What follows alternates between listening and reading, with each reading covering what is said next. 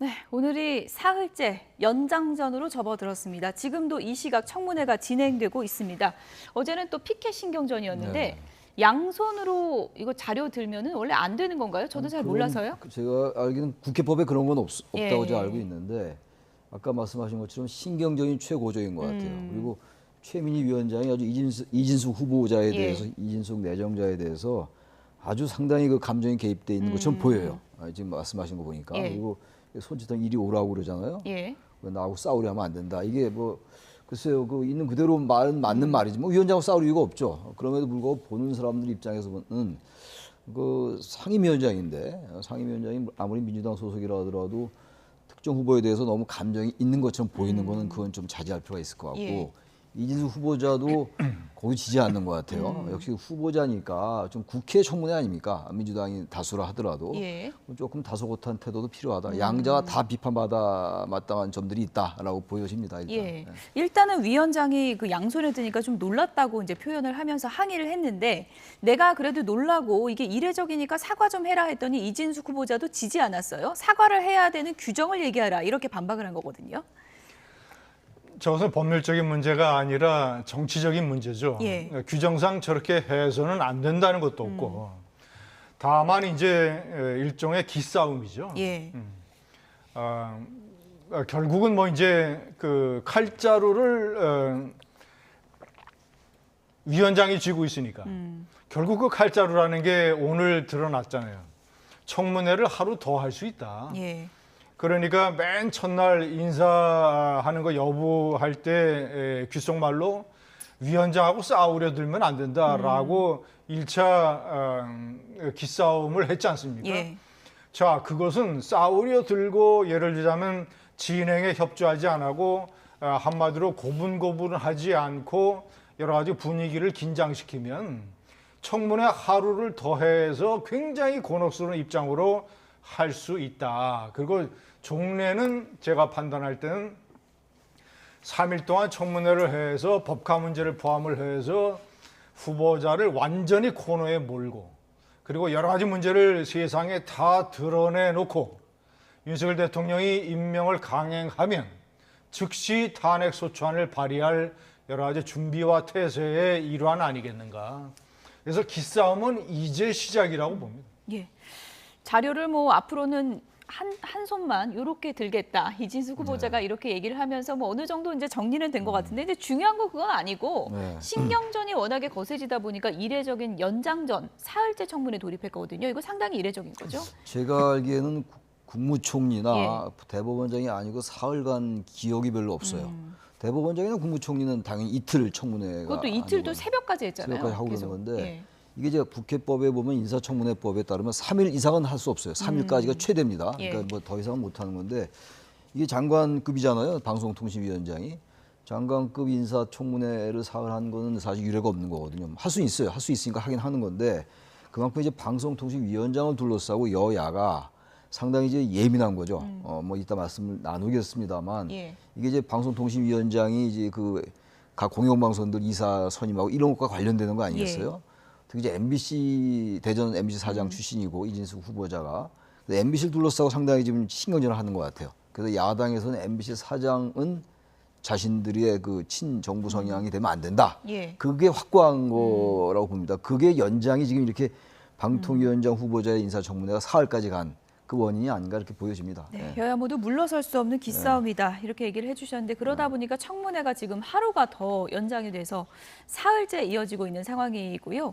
이러다 보니까 방통위 간부 한 명은 쓰러졌다 이런 얘기까지 나오고 있습니다. 최형두 국민의힘 의원 얘기 들어보시죠. 오늘 밤에 하루 더 한다면서요? 예, 하루 더 한다고 했습니다. 그래서 제가 그랬습니다. 아니 이게 도덕성 그다음에 정책 검증에서 별 효과가 없으니까 체력 검증에 들어갔느냐. 지금 어떻게 3일 연속으로 그래서 지금 여야 의원들이 모두 지친 상태고 상당히 그 좀 뭐랄까 신경이 예민한 상태였습니다. 그리고 실제로 어제 심야에 청문회 중에 방통위 간부 한 사람이 1구에 긴급 호송되었습니다. 이게 그러니까 울통 청문이라는 것이 뭐 사람 맞아서 쓰러질 때까지 하는 게 아니지 않습니까? 어제는 뭐 제대로 말하자면 보통 대개 청문회가 성과를 거두면은 청문회가 아주 유효했다. 그 상당히 검증이 성공적이었다고 할 것 같으면 보통 하루에 끝납니다. 근데 보통 하루 이틀로 모자라서 안 되니까 계속 예. 쓰러질 때까지 하겠다는 모양인데 오히려 국민들의 저 비판만 아마 빈축만 살게 될 것으로 봅니다. 네. 급기야 한 명이 쓰러져서 119 후송이 됐다는 건데 이게 무슨 체력장이냐, 쓰러질 때까지 하는 거냐 이런 반박이에요? 그것은 이제 하나의 해프닝이죠. 그런데 중요한 것은 그런 해프닝이라는 사건보다는 예. 민주당이 이 청문회를 가지고 가려고 하는 전략. 일단은 겉으로 저는 이 국회 방송을 통해서 청문회의 상당 부분을 다 시청을 했어요. 겉으로는 이제 민주당의 상임 그 위원들과 후보자 간의 대결 구대지만 그 뒤에는 현재 민주당과 민주당 이재명 야당 세력을 뒷받침하는 강렬한 이 사회 세력, 대표적으로 이제 언론 노조와의 굉장히 그 밀접한 어떤 관계. 예. 그래서 청문회에서 여러 차례 그런 걸 공개를 했어요. 그 최민희 위원장이 지금 나에게 제보가 들어오고 있다. 제보의 상당 부분이 제보자가 누구인지는 밝히지 않았지만 MBC 관련자, 언론 노조 관련자들로 상식적으로 추정되는 제보가 많이 들어왔어요. 그리고 이제 대전 MBC 노조 이런 것. 그렇기 때문에 최민희 위원장과 이 민주당의 상임위원들은 그런 어떤 자신들과의 어떤 그런 관계, 언론 노조와의 관계 이런 것도 인식을 해야 되고 결국은 제가 아까 말씀드렸지만 이것을 바탕으로 해서 그 이진숙 후보자에 관한 모든 문제를 다 세상에 노정시켜서 결국은 이제 최대한의 흠집을 내서 아무리 대통령이 방통위원장 강행을 해도 탄핵 소추안을 발의할 수 있게.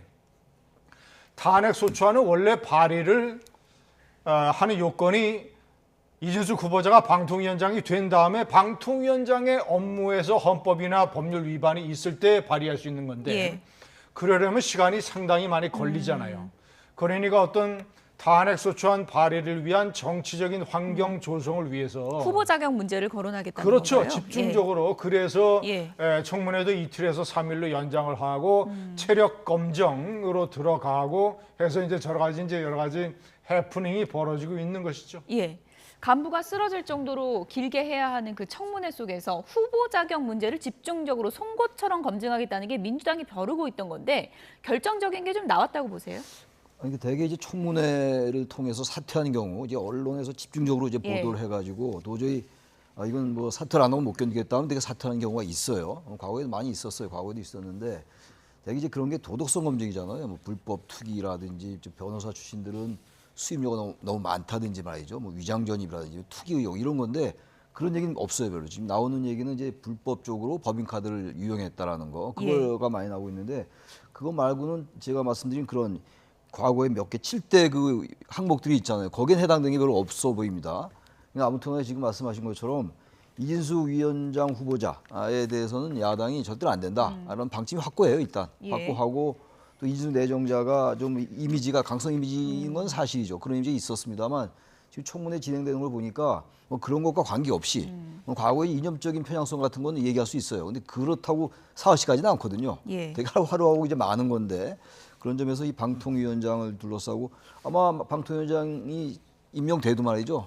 지금 우리 김진희 의원 말씀처럼 곧바로 탄핵에 들어갈 가능성이 거의 99.9%인 것 같아요. 지금 벌써 앞서 이동관 위원장 그랬고, 그다음에 김홍일 위원장 그랬는데 같은 전철을 밟지 않을까 보여져요. 이진숙 뭐 지금 후보자는 만약에 위원장이 되고 탄핵 절차에 들어가도 이전처럼 사퇴하지는 않을 거다 뭐 이런 얘기들도 들리더라고요. 글쎄요, 또 모르죠. 지금 오늘 당장 이상인 부위원장이 사퇴했잖아요. 탄핵 절차 들어가기 전에 사퇴했단 말이죠.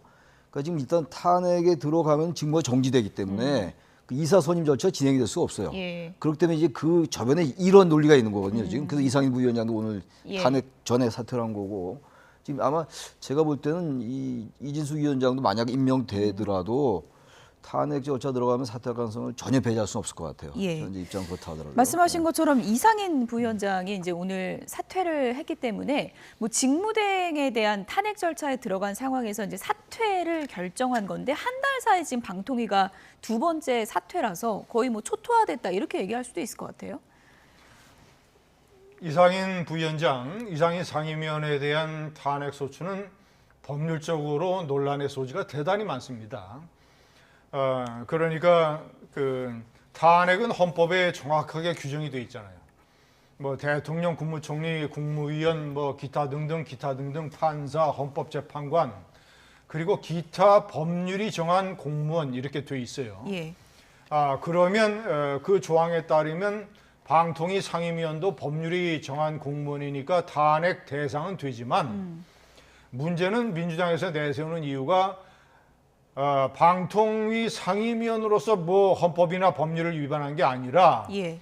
권한대행으로서 1인 체제로 공영방송 경영진 이사 선임 절차를 강행을 했다 이거거든요. 예. 그러니까 이 1인 체제로서 권한대행으로서 그런 일을 했다라는 이유로 했는데 어쨌거나 저 논란을 따지자면 시간이 많이 걸리니까 윤석열 대통령이 일단 사의를 받아들여서 사퇴시켰어요. 그것은 이상임 위원장은 5명의 방통위원 중에서 대통령이 임명하는 몫이기 때문에 사퇴를 해도 대통령이 후임자를 바로 임명을 하면 돼요. 예. 국회 청문회가 필요 없습니다. 그러면 다시 1인 체제가 되는 거예요. 조금 전에 말씀하신 이준석 후보자가 방통위원장 됐을 때 탄핵 소추됐을 때 사퇴하느냐 안 하느냐. 예. 사퇴를 안 하고 직무 정지가 돼도 예. 대통령이 이상임위원 후임을 임명을 해 놓으면 예. 1인 체제가 지금처럼 계속 진행이 되는 거예요. 그러면 헌법재판소의 결정에 따라서 방송통신위원회 법에 따라서 제적 과반수 의결은 아무 문제가 없다. 그러면 1인 체제가 되면 제적위원 수가 1명이 되기 때문에 1명이 회의를 열어서 본인이 찬성을 하게 되면 헌법재판소 결정에 따르면 법적으로 아무런 문제가 없다. 그래서 대통령이 이상인 후임을 임명을 하면 1인 체제가 공영방송 이사진들 선임하는 절차를 진행하는 데에 정권 입장에서 봤을 때는 더욱더 효율적이다. 그러니까 문제는 없는 걸로 보입니다. 예. 어쨌든 이상인 부위원장 사퇴 결정에 대해서 오늘 대통령실도 입장을 냈는데요. 그 입장도 잠시 듣고 오겠습니다.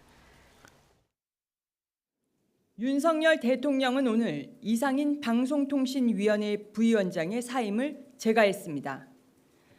방통위 부위원장 사임은 적법성 논란이 있는 야당의 탄핵안 발의에 따른 것으로 방통위가 불능 상태에 빠지는 것을 막기 위한 불가피한 조치입니다. 대통령실은 방송뿐만 아니라 IT, 통신 정책을 총괄하는 방통위를 무력화시키려는 야당의 행태에 심각한 유감을 표합니다.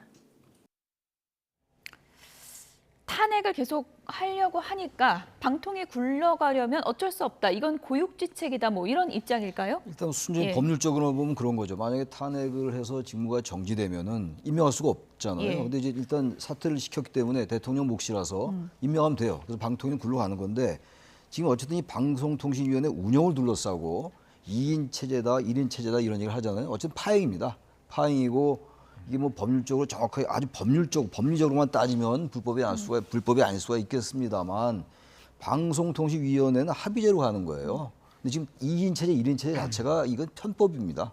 야당이 계속 문제 삼는 거 아니겠어요? 그래서 여권에서는 이 자체는 불법은 아니다라고 얘기하는 건데 예.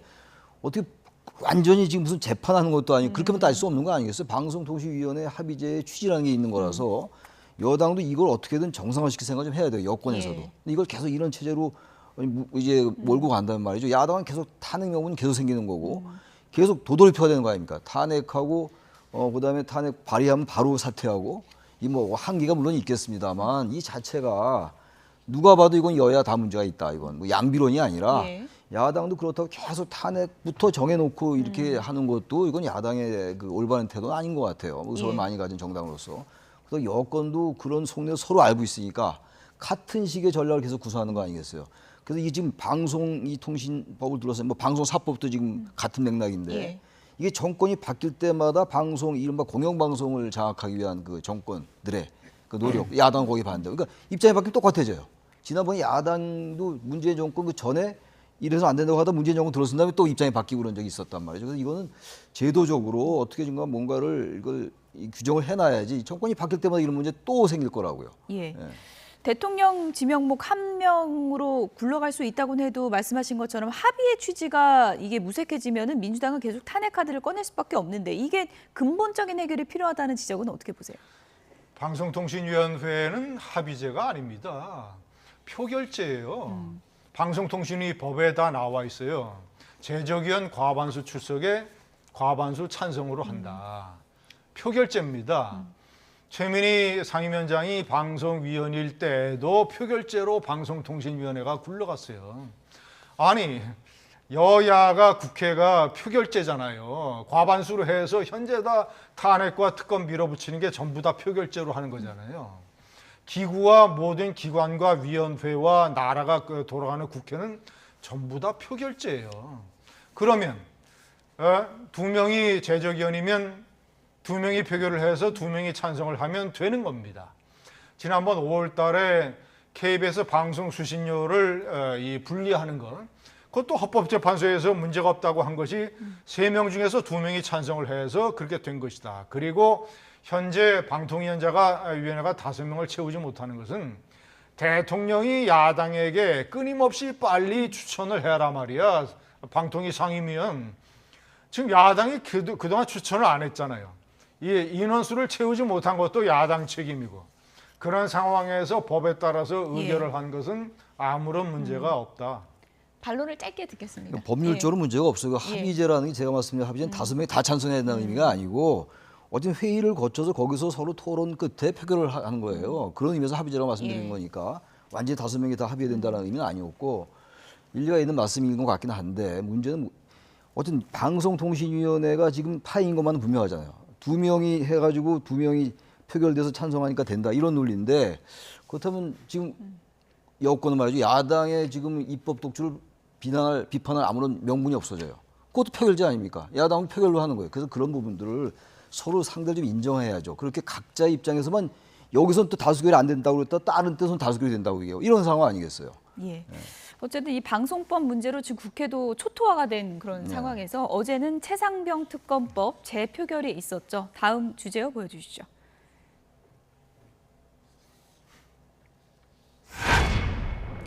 이탈표가 어디서 나왔을까요? 어제 결과를 보면 국민의힘이 뭉친 건 맞는데 한 명이 아니라 여러 명이 빠져나간 것 같거든요. 어떻게 계산하셨습니까? 일단은 무효도 찬성으로 보면 무효는 뭐 실수를 해서 무효표가 될 수도 있으니까 예. 한자를 잘못 써서 예. 자 일단 그 사람은 빼고 그 찬성이 3표면 안철수 의원은 반대하겠다고 했으니까 빼면 2사람이 찬성한 거 아니에요. 2명의 이탈표가 생긴 것이죠. 예. 도봉의 김재섭 의원은 본인이 생각을 바꿨잖아요. 예. 그러면 김재섭 의원은 아니고 예. 나머지 2명이 찬성을 한 것이죠. 아무래도 이 2명은 뭐 친윤계로 보여지지는 않습니다. 예. 네, 친윤계로 보이지 않고 전당대회 때 한동훈 대표를 지지했던 사람일 것 같아요. 아, 반한 의원. 친한이요. 친한 반윤. 반윤. 친한 예. 반윤인데 예. 그 너무 카테고리를 좁혀가시는 거 아닙니까 지금? 아니 제가 판단할 때는 그래요. 예. 그리고 제가 생각할 때는 저는 이탈표가 안철수 의원 한 사람 내지는 많아야 플러스 1명 정도 될 걸로 생각을 했는데 예. 지금 플러스 2명이에요. 2명. 예. 그것이 뭐 이제 보기에 따라서 별 의미가 없다고도 보여지는데 뭐 하여튼 뭐 이 친한계 쪽의 성향을 가진 사람이 찬성표를 던진 것 같아요. 근데 이것이 어떤 한동훈 위원장이 얘기하는 이 차상병 특검 자체 법안이라든가 이러 기타 같은 문제에 무슨 동력을 준다거나 이런 식의 변화를 초래할 가능성은 거의 없다. 대세에는 커다란 지장이 없다. 다음에 또 투표해도 이 이상을 넘진 않을 것 같다. 예, 그리고 이제 8월 달에 또 재발의한다고 하는데 예. 제가 봤을 때는 지난번 국회 때 한 번, 예. 이번에 2번 폐기됐기 때문에 예. 8월 달에 재발의하는 동력이 거의 없을 것 같아요. 말로는 저렇게 민주당이 얘기를 해도 예. 8월 달에 왜냐하면 공수처 수사가 거의 막바지에 이르거든요. 그러면 재발의 가능성은 제가 봤을 때는 별로 없다. 네, 예상 밖의 이탈표를 두고 오늘 아침 여야에서는 이런 분석들이 나왔습니다. 목소리 들어보시죠. 가결과 부결을 헷갈렸다라고 하시는 분들도 있는데, 그러니까 그랬을 거라고 하는 것도 있는데 그 가부를 판단 못하면 국회의원 자격 없는 거고요. 누가 찬성표를 던졌냐 마녀사냥처럼 돼버리면 그건 또 당내 분위기가 해쳐질 수가 있으니까 그래도 좀 잠잠하게 가고 이 사안을 어떻게 대응해야 될지 좀 차분하게 다시 좀 논의를 하는 분위기였습니다. 그러니까 사실 4표의 이탈이 있었던 것과 다름없거든요. 대통령께서 별로 한동훈 주인공을 원치 않으신 것 같은데 회식 낙선자들까지 다 불러서 회식하신 거 보면 굳이 긴밀한 대화를 한동훈 대표 하지 않겠다라는 선언과 이게 통첩과도 같거든요. 그렇기 때문에 저는 이제 수평적 당정 관계가 안 되는 상황에서 계속적으로 이 한동훈 대표 무시가 일상화되면 저는 이 최혜병 제2표결이 다음에 올 때는 이탈이 더 늘어날 수밖에 없다고. 네, 일각에서는 초선 의원들은 이런 거 많이 안 해봐 처음 해보니까 이게 가부 좀 헷갈렸을 수 있다 이런 추측도 있던데요. 글쎄요. 근데 국회의원이 제일 중요한 게 표결 아닙니까? 국민을 대표해서 자신의 생각을 헌법과 법률에 따라 양심에 따라 하는 게 국회의원이에요. 그런 거 오리엔테이션도 좀 해주지 않나요? 이거를 불자도 이게 아니 불자고 이거를 헷갈렸단 말이죠. 이런 것도 좀 이해가 안 가고. 좀 김재석 의원 말이 일리가 있는 것 같아요. 이걸 헷갈렸다는 게 납득이 안 갑니다. 국회의원 자격이 없는 거죠. 근데 이탈표가 저는 세 표다 네 표다 이 자체가 큰 의미가 있는 게 아니고 그리고 누구냐도 의미가 없어요. 그걸 가려내서 어떻게 할 겁니까? 국회의원도 나름대로 자신의 어떤 소신껏 찍은 거니까 단지 그런 얘기가 나오는 건데 아무튼 향후 이 최상병 특검은 또 발의될 것 같아요. 왜냐하면 공수처 결과가 나올 거 아니겠어요? 그럼 나오면 지금 제가 판단케 제가 추론컨대 야당은 틀림없이 이 수사 믿을 수 없다라고 공산이 대단히 커요. 어떤 결과가 나올지 모릅니다만 대체로 이제 야당의 이 최근의 행보는 정해놓고 가는 측면이 많은 것 같아요. 그래서 어차피 2번 다시 폐기됐습니다만 부결이 됐잖아요. 재의결이 안 됐어요. 그건 제가 볼 땐 또 특검을 올릴 가능성이 크고 민주당이 바로요. 바로는 아닐지 모르겠습니다. 상설 특검 얘기가 나올 수 있다. 상설 특검 같은 경우. 근데 상설 특검 얘기가 나오면 지금 상설 특검 민주당이 상당히 꺼려하고 있어요. 여러 가지 이제 이거에서 인력이라든지 규모가 적으니까. 그래서 이 운영위원회에서 규칙을 바꾸겠다는 거 아닙니까? 게다가 국회 후보 추천위원회가 7명인데 국회 추천이 4명이에요. 여야가 각 2명씩. 근데 그것도 바꾸겠다는 얘기거든요. 그렇다면 이 최혜병 특검법에 대한 이 계속 거부권 때문에 부담이 간다. 이거 대통령이 거부 못해요. 상설 특검은. 그래서 상설 특검을 이제 운영위원회를 통해서 규칙을 바꿔서 그쪽으로 갈 가능성도 있는데 그럼 또 논란이 또 될 수 있죠. 국회에서 함부로 바꾸느냐 규칙 이런 얘기가 또 나올 수 있다고 봅니다. 어쨌든 지금 폐기 절차에 또 한 번 들어가게 된 거니까 이렇게 되면 한동훈 대표가 전당대회 때 얘기했던 제3자 특검 이거 발의할 것인가 이 부분에 관심이 쏠릴 수밖에 없는데요. 장동혁 최고위원은 이런 얘기를 했습니다. 들어보시죠. 최상병 특검이 부결이 된다면 저는 제3자 특검에 대한 논의를 굳이 이어갈 실익은 없다고 생각합니다. 민주당의 특검은 특검의 공정성과 중립성을 전혀 담보할 수 없기 때문에 제3자가 하는 특검이어야 된다라고 하는 측면에서 대안으로 제시한 것이지 없고 또 이재명 대표는 더군다나 제3자가 임명하는 특검 받을 수 없다라고 명확하게 입장을 밝혔습니다. 당연히 그렇겠죠. 왜냐하면 진실 발견에는 일절 관심이 없기 때문에 최병 특검이 아니라 다른 전략으로 다른 특검으로 간다고 하는데 우리가 나서서 제3자 특검을 논의를 이어간다고 하는 것이 맞는지는 조금 더 고민해 볼 필요가 있는 부분이고 이런 상황이라면 제3자 특검 꺼내는 게 실익이 없을 것 같다. 이런 얘기를 하니까 또 야권에서는 한동훈 대표 발 빼는 거냐 이런 얘기가 벌써 나오고 있거든요. 발 빼는 거죠. 발 빼는 겁니까? 네, 당연하죠. 예. 발 빼야 됩니까? 발 빼야 되죠. 그런 겁니까? 네, 제가 볼 때는 뭐 처음에 선거 공약으로 내세운 정도였고 장동혁 최고위원은 판사 출신입니다. 그리고 한동훈 대표의 최측근이고 오른팔이고 그러면 한동훈 대표의 법률적 조언자라고 봐야 돼요. 그럼 장동혁 최고가 저런 얘기를 할 때는 벌써 한동훈 대표와 교감이 있었다. 한동훈 대표가 당선되고 나서 저녁 때 언론 인터뷰에서 벌써 발을 뺐어요. 뭐라고 한 건데요? 4가지 말을 했어요. 예. 정치는 살아있는 것이다. 아. 내가 특검법 발의를 얘기한 이후에 상황이 많이 바뀌었다. 3번째는 자 봐라 야당의 이재명 대표도 반대하고 있지 않느냐. 4번째는 당내에 민주적 토론 절차가 있다. 이거는 벌써 발을 뺀 거고 그래서 저는 그때 즉시 저거는 시간은 다소 걸리겠지만 한동훈 위원장이 특검법을 철회할 것이라고 공개적으로 저는 얘기했어요. 지금 철회할 수밖에 없는 게 지금 2차 투표에서 부결이 됐고 지금 이준석 청문회 3일까지 한다고 그러죠. 상임위원 탄핵소추안 발의한다고 해서 사퇴했죠. 오늘 김건희 여사 증인으로 채택했던 청문회 지금 열리고 있죠. 예. 검사 4명 탄핵 소추했죠. 이런 식으로 완전히 국민의힘으로서는 탄핵 특검 비상사태인데 거의 전쟁터인데. 전쟁터인데 108명을 스파르타의 300용사처럼 똘똘 뭉치게 해도 돌파할지 모르는데 예. 아니 사령관이라는 당대표라는 사람이 최상병 특검 폐기된 거를 다시 끌고 나와서 당내 내분을 다시 일으키면 전선에서 싸울 수가 있겠습니까? 그러니까 한동훈 대표는 너무나 그 상황을 알기 때문에 예. 철회할 수밖에 없다. 예. 박찬대 더불어민주당 원내대표는 오늘 아침 민심을 운운하더니 한동훈 대표의 새빨간 거짓말이었다. 제가 그 워딩을 그대로 옮기면 싹수가 노랗다. 뭐 이런 표현까지 썼거든요. 뭐 야당에서 예. 그렇게 얘기하겠죠. 근데 아직은 전 예단하기 좀 어려울 것 같아요. 지금 장동혁 의원의 저 얘기는 대단히 좀 충격적이긴 해요.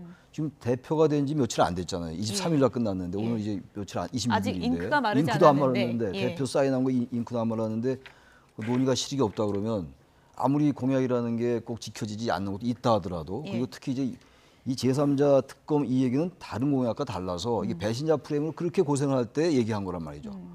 그래서 그 상당히 많은 당원 63%의 압도적 지지를 받은 게 다른 것보다 이것도 굉장히 포함되어 있다고 좀 봐요. 그래야지 정책 해석이 가능한 거 아니겠어요? 이게 투표란 게 그런 거 아니겠습니까? 근데 이 부분을 그야말로 사흘밖에 안 됐는데 가장 최측근이라는 분이 실익이 없다라고 얘기한다면 지금 말씀처럼 저런 발언이 당대표 아무런 교감 없이 이룰 수 있을까? 그런 생각이 들지 않겠어요? 다른 거 같으면 그냥 얘기할 수 있는데 그리고 지금 한동훈 대표도 약간의 그 어감이 좀 달라졌어요. 발의는 내가 하는 게 아니다. 원외니까. 일단은 한동훈 대표 입에서는 저런 얘기 아직 안 나왔어요. 일단 입장은 변화가 없다라는 게 기본 입장이긴 한데 예. 약간 이제 태도가 바뀌고 있는데 저는 그래서 전략적으로 예. 당내 지금 엊그제 청와대 그 대통령실 가서 예. 만찬도 하고 왔는데 다 이렇게 예. 경선자들하고 같이 당직자들하고 예. 당장 제3자 특검 얘기할 수 있는 상황이 아니죠 지금. 그래서 저는 약간 호흡을 조절하는 게 아니냐 전략적으로 가다듬는 거 아니냐. 왜냐하면 당신이 압도적인 변화를 얘기했던 겁니다. 그렇게 해석해야 되는 거 아니겠어요? 근데 특검도 안 하겠다라고 얘기하고 하나도 바뀐 게 없으면 그게 무슨 변화입니까? 그럼 63%가 왜 나왔겠어요? 시기만 미루는 거다. 저는 조금 상황을 보는 게 아닌가 생각이 들어요. 예. 제 판단에는. 예. 어쨌든 지금 국회에서 탄핵 청문회까지 열리고 있는 그런 여야 간의 뭐 전운이 감도는 그런 상황에서 김건희 여사가 이런 입장을 내놨습니다. 마지막 키워드 보시죠.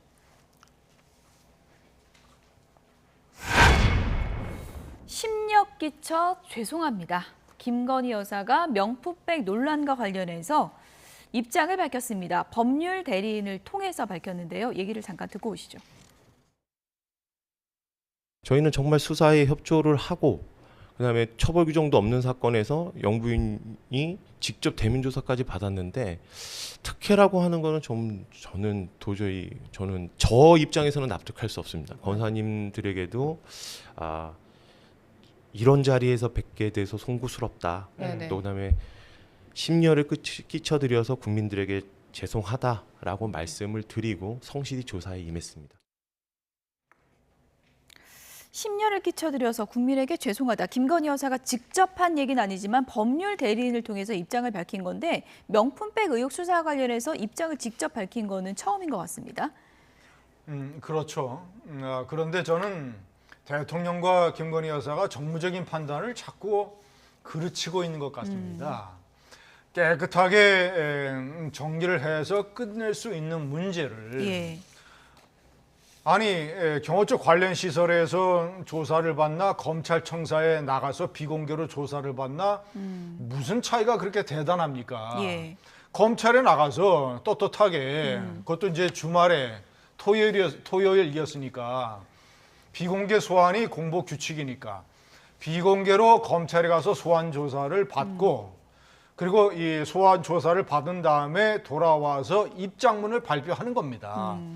제가 오늘 검찰에 가서 이러이러한 조사를 받았습니다. 이 사건을 이 대통령이 대국민 사과를 했던 것처럼 현명하지 못한 처신으로 국민께 심려를 끼쳐들어서 죄송합니다라고 남편 대통령이 얘기를 했으니까 같은 맥락으로 대통령 부인이자 당사자로서 대국민 입장문을 발표를 해서 사과를 했으면 검찰의 비공개 소환 조사 그리고 김건희 여사 사과라면 이 문제는 제가 봤을 때는 상당히 깨끗이 끝날 수 있는 문제예요.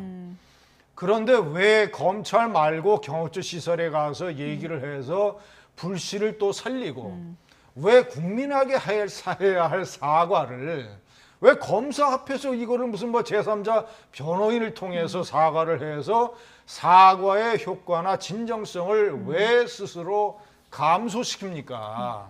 그래서 저는 대통령과 영부인과 용산의 정무적 판단의 능력이 많이 부족하다 이렇게 판단.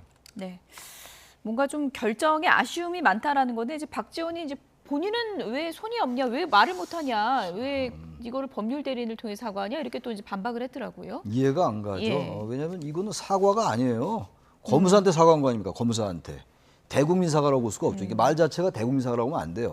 사과라는 건 일단 대상이 분명해야 되는 것이고 왜 사과를 하는지에 대한 그 잘못을 얘기해야 돼요. 그게 사과입니다. 그 사과를 받는 대상이 국민이 되겠죠.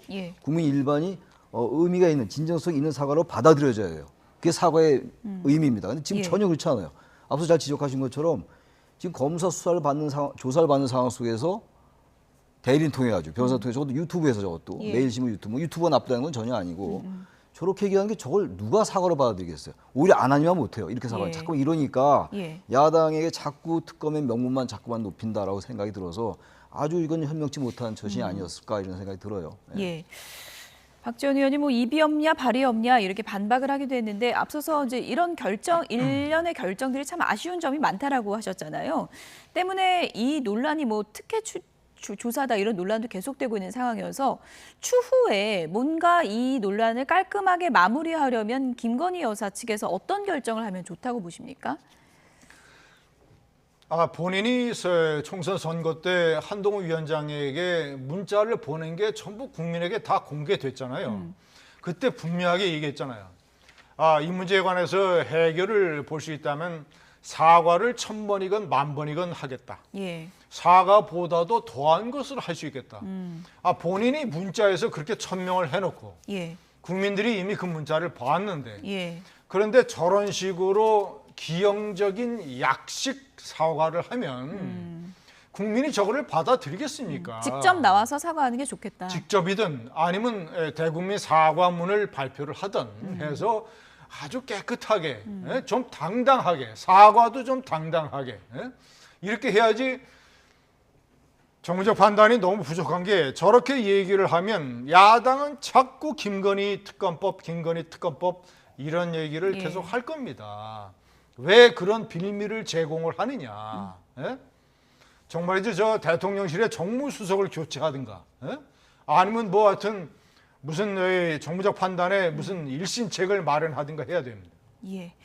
검찰 비공개 조사 또 사과까지 나왔지만 논란은 일축되지 않는 그런 답답한 상황인 것 같은데요. 김진전 중앙일보 논설위원, 최창렬 용인대 특임교수 두 분이었습니다. 고맙습니다.